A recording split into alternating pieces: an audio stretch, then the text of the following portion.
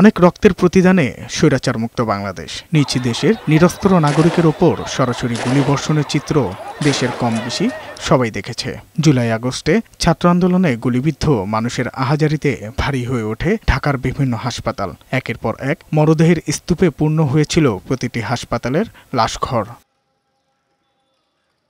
রায়েরবাজার বধ্যভূমি স্মৃতিসৌধ সংলগ্ন কবরস্থানে প্রতিটি কবরে একটি করে নামফলক আছে। তাতে দাফন করা মরদেহের নাম পরিচয় লেখা রয়েছে, কিন্তু কবরস্থানের ৪ নম্বর ব্লকে ওই রকম কোনো নামফলক নেই। কেউ বলে না দিলে বোঝার উপায় নাই যে সেগুলো বেওয়ারিশ লাশের কবর।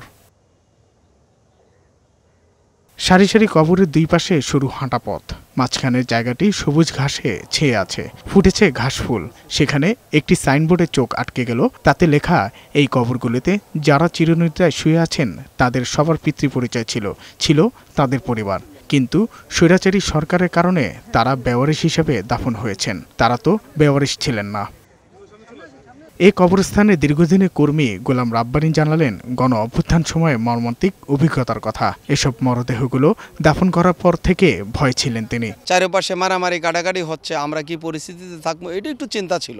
একটা ওয়ারিশ লাশ যেভাবে কাপড়ে কাপড় পরায়, বেওয়ারিশ লাশের সেম কাপড়ে কাপড় পরায় আনে। তাই আমাদের শুধু খালি লাশটা কাউন্ট করি, 5টা লাশ আসছে, কোনটা কার লাশ সেটা আমরা জীবনেও বলতে পারবো না, কারণ আমরা তো আর কাউকে চিনি না।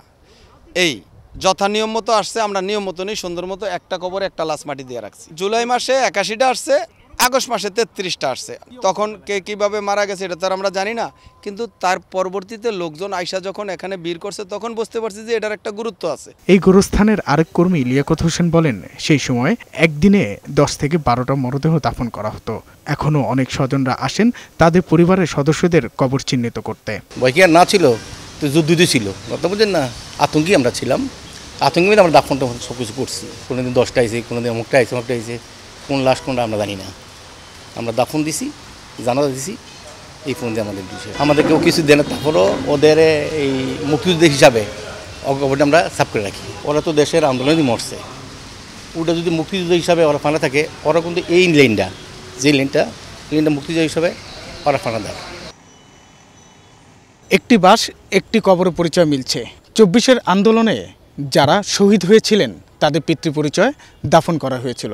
তবে ভিন্ন রকম হলো রায়েরবাজার বধ্যভূমির এই গণকবরটিতে, যেখানে পিতৃ পরিচয় না মিলায় বেওয়ারিশ হিসাবে দাফন করা হয়।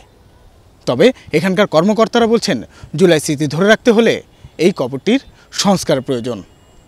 সাজ্জাদুর রহমান, বৈশাখী সংবাদ, ঢাকা।